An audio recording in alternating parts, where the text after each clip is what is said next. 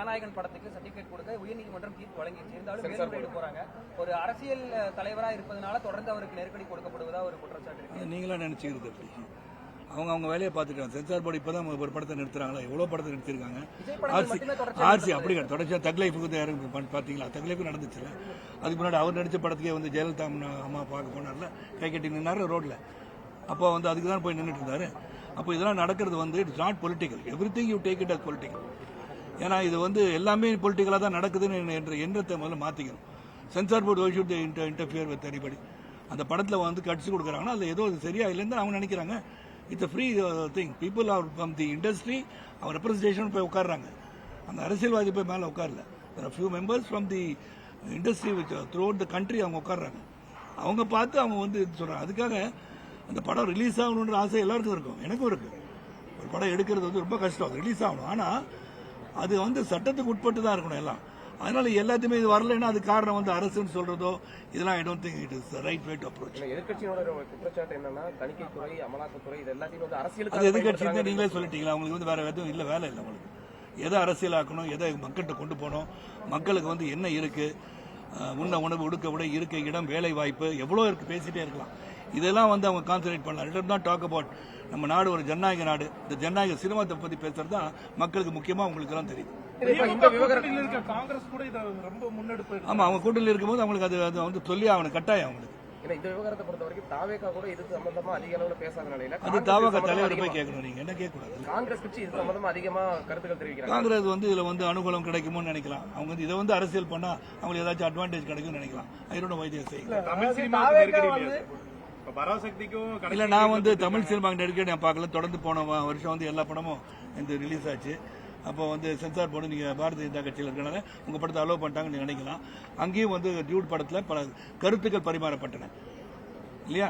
அந்த டியூட் படம் எடுத்து மைத்திரி ப்ரொடக்ஷன், புஷ்பா 1, புஷ்பா 2 எடுத்து மிகப்பெரிய தயாரிப்பாளர் பிரதீப் ரங்கனா நடிச்ச படம். அது நிறுத்தலையே. அவங்க என்ன சொல்ல வந்தாங்க தான் பார்த்தாங்க. ஆனர் கில்லிங் இஸ் ராங் அப்படின்றது என் மூலமா சொன்னாங்க இல்லையா? ஜாதி கொலைகள் நடக்கக்கூடாதுன்னு தான் சொன்னாங்க. நல்ல கருத்தை சொல்லியிருக்காங்க. ஸோ எதை சென்சார் பார்க்குறாங்க, எது மக்களுக்கு தீங்கு விளைவிக்கும் நினைக்கிறார்களோ, எதை புகுத்த நினைக்கிறீர்களோ என்று சொல்லும் போது சென்சார் இஸ் வெரி ஓப்பனா பார்க்குறாங்க. நீ செல்வமணி எடுத்த படம் இன்னும் அங்கதானே இருக்கு. நான் நடிச்ச அடங்காத படமே வரலையே ஒன்றும். It is still there. 120 cuts have been given. அதுக்கு ஏன் குரல் கொடுக்கல மற்றவங்களாம்? அதுக்கு எதுவும் அரசியல் சரியா? அப்போ இருந்து கிட்டத்தட்ட 4 வருஷமா அந்த படம் அவங்க கிடப்பில் தான் இருக்கு. அதுல சில கருத்துக்கள் அந்த இயக்குனர் சொன்னது ஏற்புடையது அல்ல, சமூகத்துக்கு ஏற்புடையது அல்ல என்று அவங்க முடிவு செய்திருக்கிறார்கள். ஆக அந்த படம் ரிலீஸே ஆகல. நல்ல படம் தான், நானும் டிவி நடிச்சிருக்கோம், வரல. அந்த கருத்துக்கள் ஏற்றுக்கொள்ளப்படவில்லை, சமூகத்துக்கு சரியா இருக்காதுன்னு நினைக்கிறாங்க. இந்த படத்துல என்ன இருக்குன்னு எனக்கு தெரியாது. ஆனா இதை வந்து ஒரு செய்தியாக மக்களிடம் கொண்டு போய் சேர்க்க நினைப்பது அங்கிருந்து இங்கு வந்த எனக்கு வேதனையாக இருக்கிறது. படத்துல தாலி பத்தி சொன்ன விஷயம் இப்ப இருக்கிற இளைஞர்களுக்கு ஏதுவானது இல்ல. அதான் சொல்லிட்டேன், டியூட் படத்துல தான் சொல்லிட்டேன். கருத்துக்கள் வந்து எதிர்மறை கருத்துக்கள் சொன்னதுக்கு காரணம் அது அந்த நாட்கள் வந்து பாகிராஜ் சார் கேட்டிருந்தோம். நீங்க மாதங்களாக தமிழக அரசு அந்த மாதிரி எல்லாம் கருத்துக்கள் பதிவு பண்றாங்கல்ல, அது இதெல்லாம் இருக்கக்கூடாதுன்னு பதிவு பண்றாங்க. அது செய்யணுன்றது சரின்றது கிடைச்சி முடிக்கல படத்தை.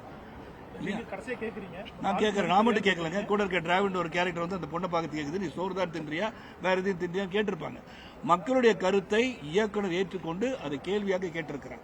Is trying to balance the movie and finally say honour killing is wrong. அந்த படத்துல ஆனர் கில்லிங் பார்த்தா மெயின் ஏன் வியூல நானும் சொல்றேன். ஆனர் கில்லிங் என் மூலியமா சொல்லியிருக்காங்க, அது தவறுன்னு சொல்றது அழுத்தமா சொல்லி நானே ஜெயிலுக்கு போன படத்துல அதிகமான பால்வளத்துறை அமைச்சர் ஜெயிலுக்கு போயிடுறாருல, அது தானே நியாயம் தானே?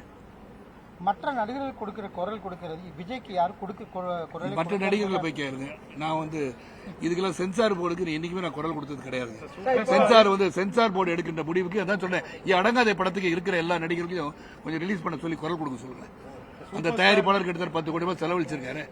அந்த படம் 4 வருஷமா கடப்புல தானே கிடக்கு. செல்வமணி எடுத்த படம் ஒன்று ரொம்ப நாளா ராஜீவ்காந்தி வச்சு மர்டர் கேஸ் ஒன்று எடுத்தார்ல, இன்னைக்கு ரிலீஸ் ஆகலையே. அப்ப யாராச்சும் குரல் கொடுக்கலாம், ஏன் குரல் கொடுக்க மாட்டேங்கிறீங்க? அப்படி கேட்க முடியாது. எவருக்கு வெறுப்பு எல்லாருக்கும் இருக்கும். Whether they want to make it political or not political is their prerogative. Everybody's got individual rights, freedom of speech under article 19 and 19A. அதுபடி யார் என்ன சொல்ல நினைக்கிறாங்களோ அதுதான் சொல்லுவாங்க. எல்லாத்துக்கும் நான் பதில் சொன்ன அவசியம் எனக்கும் கிடையாது இல்லையா?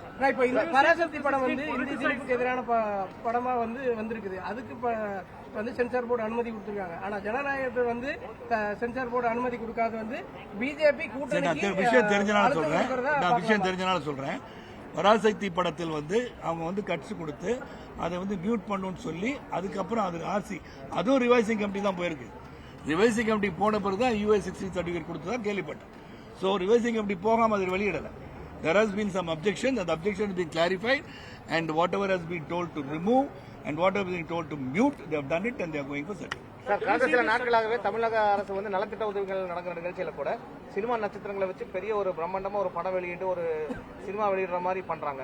இதை எப்படி நீங்க பாக்குறீங்க? இது வந்து ஒரு யுக்தியா தான் பயன்படுத்துறாங்க. அதுக்கெல்லாம் நான் கருத்து சொல்ல முடியாது. Every party has got a different way to approach the people towards elections. அவ்வளவுதான். சட்டமன்ற தேர்தல் நீங்க போட்டியிட வாய்ப்பு நான் போட்டியிடுற வாய்ப்பு இல்லை நான் நினைக்கிறேன். ஏன்னா நான் வந்து பாரதிய ஜனதா கட்சிக்கு வந்து வெற்றி பெறுவதற்கான உழைப்பை தர வேண்டும் என்று நினைக்கிறேன். என் கூட பயணிச்ச நிறைய பேர் இருக்காங்க. 1 செகண்ட் பயணிச்ச நிறைய பேர் இருக்காங்க. அவங்களுக்கு வாய்ப்பு கிடைச்சா நான் சந்தோஷப்படுவேன். அவங்க மந்திரியா போய் உட்காந்து நான் சந்தோஷப்படுவேன். என் கூட பயணித்தவர் 30-35 ஆண்டு காலமாக பயணித்தவர் நிறைய பேர் என்னுடன் சேர்ந்து இந்த இயக்கத்தில் இணைந்து விட்டார்கள். அவங்களுக்கு வாய்ப்பு கிடைச்சா நான் சந்தோஷப்படுவேன். அவர்களுக்காக மட்டுமல்ல, இந்த கூட்டணி வந்து இந்திய கூட்டணிக்காக எங்கள் மேலிடம் சொன்ன பிறகு அதுக்கான வேலைகள் வரும். 100% it is politicized. That's why you are asking this question. It is being politicized. Why are you asking Jananayagam? Why are you asking about Parasakti? Why are you asking movies? And the society needs so much to be done. The utopian dream of a people has to be achieved. How are you going to do that? 10 லட்சம் கோடி கடன் தமிழக அரசுல இருக்கு. அதை பத்தி யாரும் கேளுங்க. எப்படி பண்ண போறோம்னு கேளுங்க. சைனா, பிரேசில் அண்ட் இந்தியா வந்து ஆயில் வந்து ரஷ்யால இருந்து வாங்க போது 500 மசோதா ஒன்று தாக்கல் பண்ணிருக்காங்க. Trump is supporting that. 500% போட்டா நம்ம இண்டஸ்ட்ரி நாசமாயிடுமா? அதை கேளுங்க. These are things that people should know. Not about ஜனநாயகம் சர்டிபிகேஷன் பொலிட்டிசைஸ் பண்றதுலாம் வேஸ்ட்டுங்க. முதலமைச்சர் நிகழ்ச்சியில பேசும்போது வர 30 நாட்களுக்கு வந்து தமிழக அரசு சார்பில் தன்னார்வலர்களுக்கு குழு நியமிக்க போறோம். அவங்க எல்லா பொதுமக்களை சந்திக்கிறாங்க. பொதுமக்கள் தங்களுடைய கனவுகளை சொல்லுங்க. யாருமே எதிர்பார்க்காத அளவுக்கு 30 ஆண்டுகளுக்கான கனவு திட்டம் வந்து விரைவில் அறிவிக்க போறேன் அப்படின்னு சொல்லி அது அவங்க சொல்றது நியாயம் தானே. ஒரு கட்சியா இருக்கிறவங்க அவங்க வந்து என்ன செய்ய போறோம்னு சொல்றது, இதுக்கு ஒரு கருத்து சொல்ல முடியாது. ஆட்சி முடிய போற நேரத்தில் இந்த ஒரு இது அறிவிப்பு இல்ல, இது வரைக்கும் என்ன செயல்பட்டு இருக்காங்க, இன்னும் கொஞ்சம் பெட்டரா பண்ணலாம்னு நினைச்சு இந்த மாதிரி பண்ணாதான் மக்களிடம் வந்து வாக்குகள் வாங்க முடியும் நினைக்கிறாரு. அது திட்டம் தீட்டுவது டுவர்ட்ஸ் எலெக்ஷன் தான் திட்டம். அதே போல ஒரு நிகழ்ச்சியில் அமித்ஷாவா அவதூறு ஷாவா அப்படிங்கிறத பேசியிருக்காரு. See, all this personal remark hitting below the belt எல்லாம் வந்து அவங்க பேசுறவங்க வந்து யோசனை பண்ணி பார்க்கணும்.